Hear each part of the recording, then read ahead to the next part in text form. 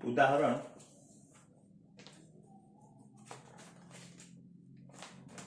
13.4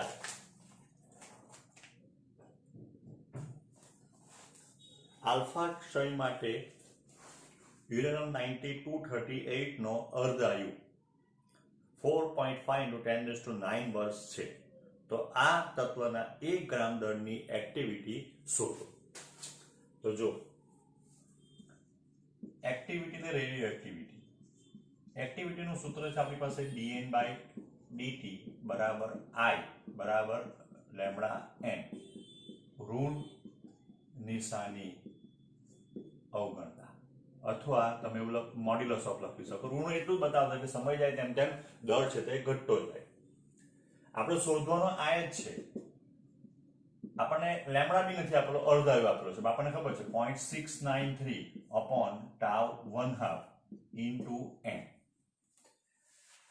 આપણને tau 1/2 આપેલો છે, n નથી આપેલા. તો વર્ષોથી આપણે શોધતા આવ્યા. હવે તો n કે U238 નું દળ અને U38 ના પરમાણુ કે ન્યુક્લિયસની સંખ્યા. તો 238 ગ્રામ હતે તો 6.02 into 10⁻23 હશે. આપણી પાસે 1 ગ્રામ છે તો કેટલા? તો therefore n બરાબર 6.02 into 10⁻23 divided by 238. અને અહીંયા એમ જ રવા દઈએ, આટલા પરમાણુ થઈ ગયું. ચાલો, તો I બરાબર 0.693 tau 1/2 જે આપણને આપેલો છે એ tau 1/2 આપણને આપેલો છે 4.5 into 10⁹ વર્ષ પછી 365 દિવસ. એક દિવસના 24 કલાક ને 1 કલાકની 3600 સેકન્ડ મલ્ટીપ્લાઈડ બાય n 6.023 અથવા 2 10⁻23 ના એનું પેલું 238 તે આયા આ. તો I બરાબર જો આપણે ગણતરી કરીએ તો આન્સર આવશે 1.2335 into 10⁻4 વિભંજન પર સેકન્ડ. બરાબર છે. હવે એક્ટિવિટીનો એક એકમ છે.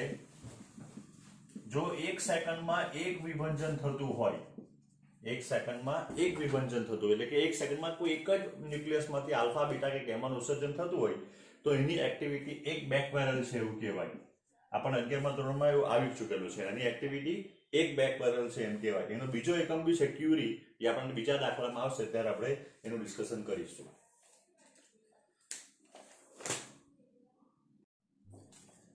બીટા ઉદાહરણ 13.5 બીટા ક્ષયને અનુરૂપ ટ્રિટિયમનો અર્ધાયુ 12.5 વર્ષ છે. તો 25 વર્ષ બાદ આપેલા સમય જથ્થો કેટલો અંશ અવિભાજિત રહેશે? તો જો આપણે આનું ગણી ગયા છે, સમય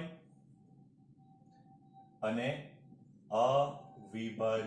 વિભંજિત ભાગ n/n0. બરાબર. બે રીતે દાખલો છે. આપણી પાસે સૂત્ર બી છે, એક n/n0 1/2 n, જ્યાં n બરાબર t upon tau 1/2. તો n બરાબર t કેટલા છે? 25 વર્ષ. tau 1/2 12.5. તો n બરાબર થઈ ગયા 2.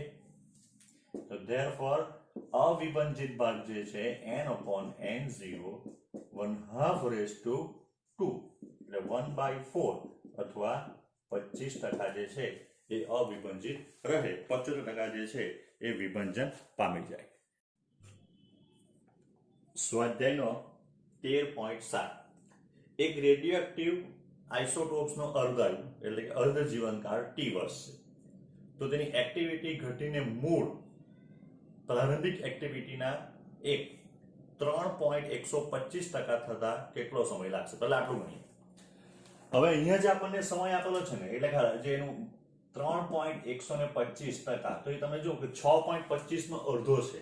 એટલે આપણે જે આખું ટેબલ જોઈ ગયેલા 100, 50, 25, 12.5, 6.25 ને 3.125, તો એમાં આવે છે આ. બરાબર છે. એટલે આપણે એના માટે શોર્ટકટ જે સૂત્ર આપણે યુઝ કરતા હતા n/n0, તમે એના માટે m/m0, i/i0, આ બધું જ ચાલે. આ સંખ્યા છે, આ દળ છે, આ એક્ટિવિટી છે, બરાબર 1/2n. તો આપણે અત્યારે આ સૂત્રનો ઉપયોગ કરવો જોઈએ, બરાબર.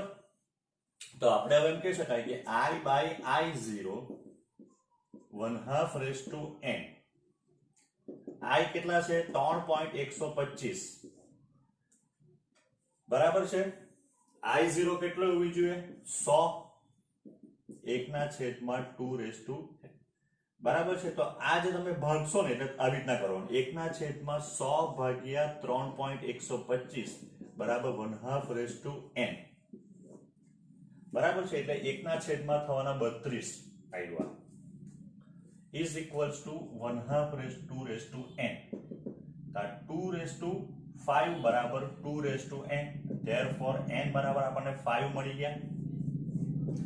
હવે આપણને ખબર છે કે n બરાબર તો t tau 1/2, તો therefore t બરાબર n into tau 1/2, બરાબર છે. n બરાબર 5 શોધી લાવ્યા અને tau 1/2 આપણને આપેલો છે t. પરીક્ષામાં એની રકમ બદલાઈને બીજું કંઈ આવી શકે, બરાબર છે. તો t વર્ષ કીધેલું છે એટલે આટલા વર્ષમાં જે છે એની એક્ટિવિટી મૂળ એક્ટિવિટીના 3.125% થાય.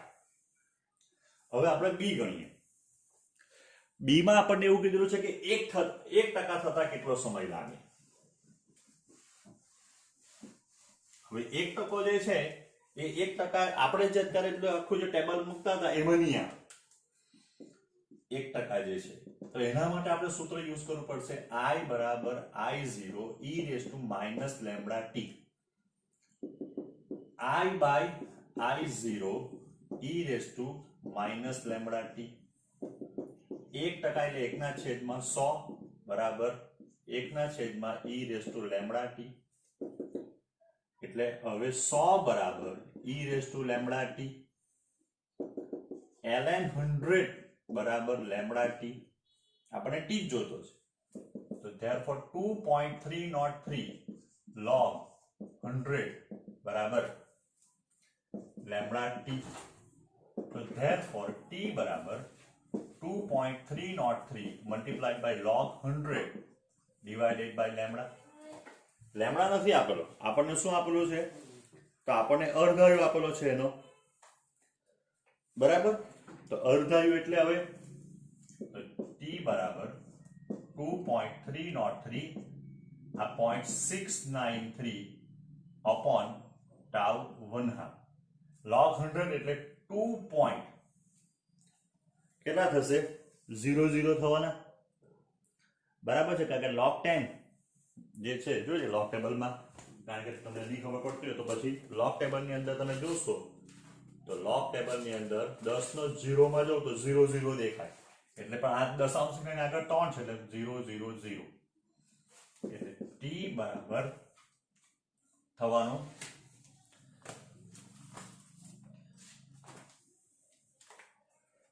2.303 multiplied by 2 divided by 0.69.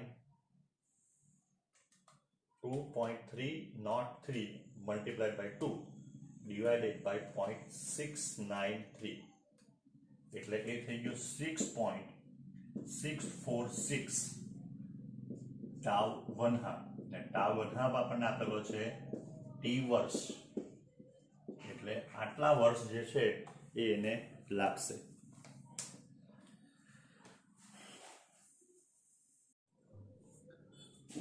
સ્વાધ્યાયનો 13.8, બરાબર. આમાં ગુજરાતી ભાષા બહુ બધી છે, દાખલો બહુ ભારેખમ દેખાતો છે પણ ઇઝી છે. સજીવના શરીરમાં રહેલા કાર્બન આઇસોટોપ C614 ના 1 ગ્રામ દળમાંથી પ્રતિ મિનિટે 15 વિભંજનો થાય. એટલે આપણને I0 જે આપેલું છે એ 15 વિભંજન પર મિનિટ છે. આ સજીવો મરણ થાય તે પછી વિભંજનનો દર ઘટતો જાય છે. સિંધ પ્રદેશની ખીણોમાં વસવાટ કરતી મોહેન્જો-દડો સંસ્કૃતિના નમૂનામાં C614 14 ના 1 ગ્રામ દરની પ્રતિ મિનિટે, એટલે હવે જે એક્ટિવિટી આપેલી છે આપણને I બરાબર 9 બાય વિભંજન પર મિનિટ.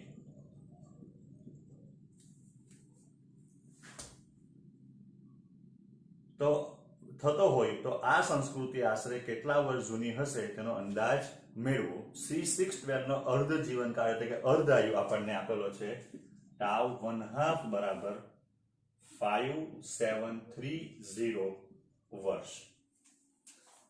બરાબર. જે રીતે અત્યારે આપણે ગણી ગયા આપણા મગજમાં એક જ વસ્તુ શોધવાનું છે, t શોધવાનો છે. આપણી પાસે સૂત્ર છે I બરાબર I0 e raised to minus lambda t. આ સૂત્રમાંથી આપણે ગણતરી કરીને t લાવવાનો છે. આપણને જે આપેલું હતું કે ભાઈ જ્યારે જીવતા હતા બધા ત્યારે એક્ટિવિટી કેટલી હતી 15 વિભંજન પર મિનિટ, તે t વર્ષમાં ઘટીને કેટલી થઈ ગઈ 9 વિભંજન પર મિનિટ. તો therefore 9 આ થઈ ગયો 15 E0 minus lambda t, એટલે 9 by 15 બરાબર E0 minus lambda t. 15 by 9 કરીએ તો અહીંયા નીકળી જવાનું માઇનસ. ln 15 by 9 બરાબર lambda t 2.303 log 15 by 9 કેટલું થાય 15 ભાગ્યા 9 166666667 બરાબર લેમ્બડા ઇન્ટુ ટાઉ. t બરાબર 2.303 0. આનો log જોઈએ તો 1.666 એટલે 16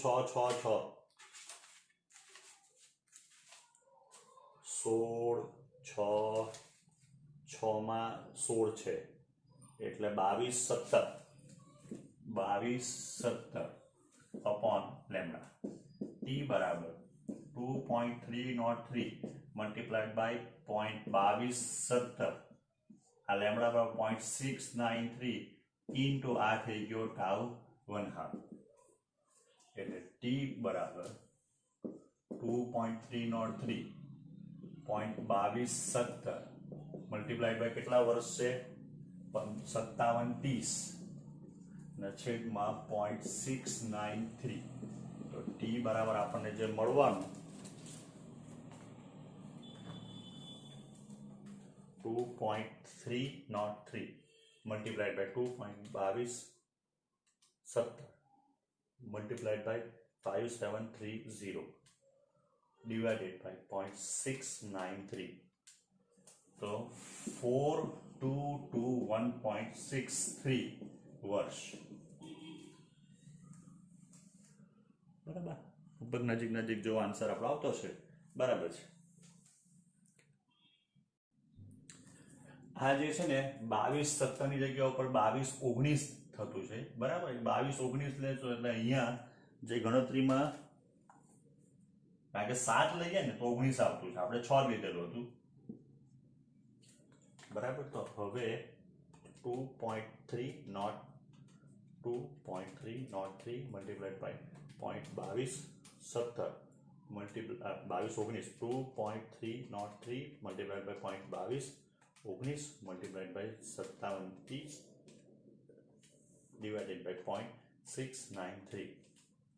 તો અહીંયા 4225.44 કે 4 વર્ષ આવશે. આટલા વર્ષ જૂની છે આપણે એમ કહી શકાય મોહેન્જો-દડોની હડપ્પીય સંસ્કૃતિ.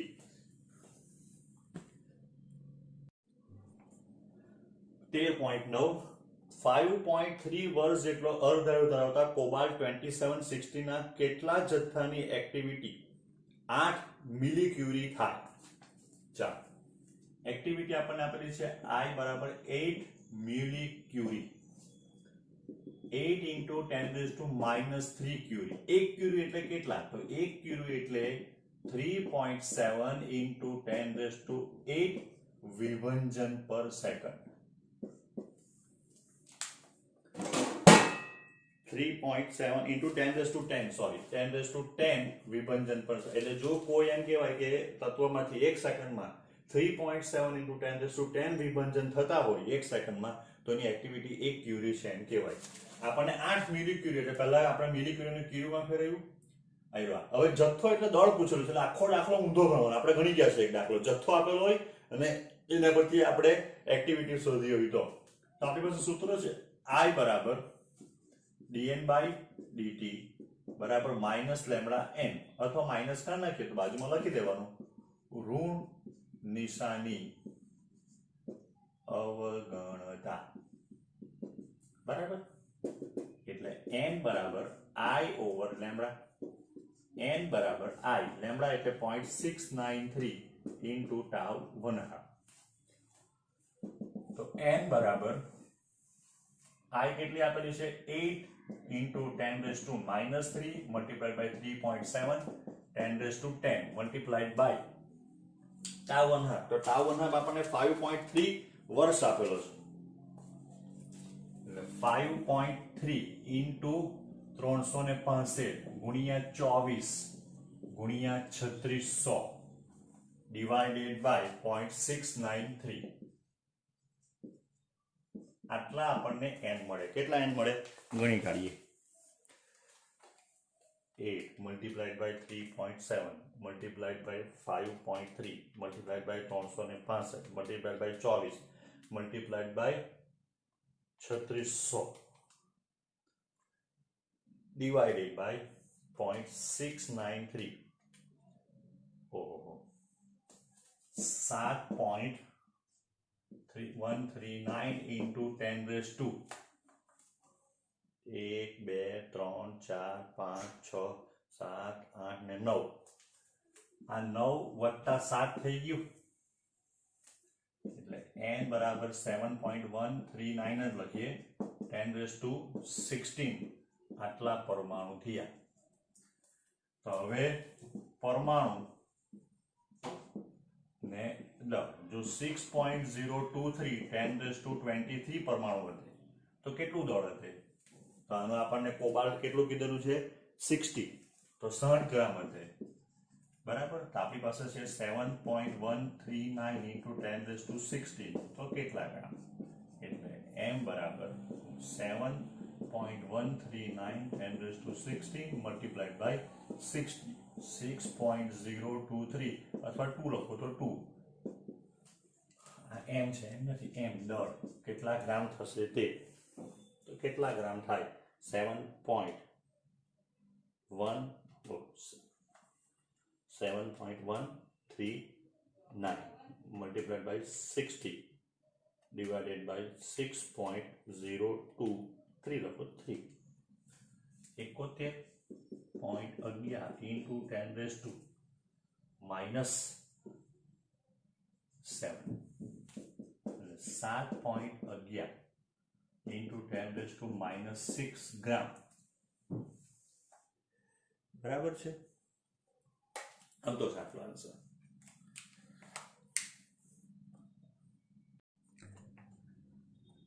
સ્વાધ્યાયનો 10મો 28 વર્ષ જેટલો અર્ધઆયુ ધરાવતા એસઆર ટ્રોન્સિયન 3890 ના સમસ્થાનિકના 15 મિલીગ્રામ દળની એક્ટિવિટી શોધો પાછો આનો રિવર્સ દાખલો પહેલા પરમાણુનું દળ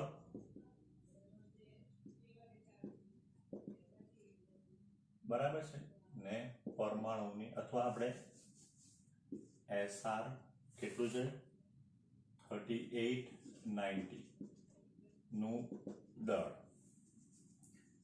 એસઆર 3890 ના પરમાણુ જો 90 ગ્રામ હતે 90 પછી જગ્યા રાખીએ તો 6.023 10⁻23 હતે આપણને કેટલું 15 મિલીગ્રામ છે 15 into 10⁻³ ગ્રામ તો n બરાબર કેટલા થવાના 6.023 10⁻23 multiplied by 15 10⁻³ divided by 90 કરી નાખીએ ચાલો ને 6.023 multiplied by 15 divided by 90 એટલે 1.00 10⁻20 હવે એક્ટિવિટી I બરાબર dn by dt બરાબર લેમ્બડા n ઋણ નિશાની અવગણતા બરાબર therefore I equals to 0.693 upon tau 1/2 into n. 0.693 n બરાબર 1 into 1.00 10 raised to 20. tau 1/2 કેટલો આપેલો છે આપણને? કેટલા વર્ષ છે? 28 વર્ષ. એટલે 28 ગુણ્યા 365 ગુણ્યા 24 ગુણ્યા 3600. 0.693 multiplied by કઈ નથી, divided by 28 divided by 365 divided by 24 divided by 3600. 7.8 into 10 raised to 1 2 3 4 5 6 7 8 9 ને 10 એટલે -10 વત્તા 20 એટલે I બરાબર 7.8 into 10 raised to 10 આટલા વિભંજન પર સેકન્ડ. તો I બરાબર 7.8 into 10 raised to 10 divided by 3.7 into 10 raised to 10 करिए तो 7.8 divided by 3.7 तो 2.1 क्यूरी. વિભંજન પર સેકન્ડ પર જવાબ લખો તો પણ કંઈ વાંધો નથી, પણ એક્ઝામમાં કદાચ પૂછેલું હોય બરાબર છે તો કેટલા ક્યુરી થાય તો આન્સર આવે એનો 2 ક્યુરી. કારણ કે આપણને ખબર 3.7 into 10 raised to 10 એટલે 1 ક્યુરી. તો 7.8 into 10 raised to 10 બરાબર કેટલા ક્યુરી? તો આપણો આન્સર આવી જાય. સ્વાધ્યાયનો 13.11 સોનાના આઇસોટોપ Au79197 અને ચાંદીના આઇસોટોપ Ag47107 ના ન્યુક્લિયસની ત્રિજ્યાનો ગુણોત્તર શોધો. તો આપણને ખબર R બરાબર R0 a raised to 1/3. તો therefore R proportional to a raised to 1/3 થઈ ગયું.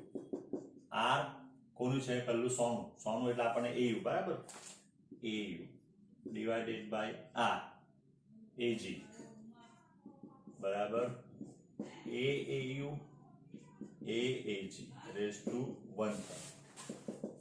R AU divided by R AG is equals to 197 બરાબર ને પેલામાં આપેલો છે 107 raised to 1/3.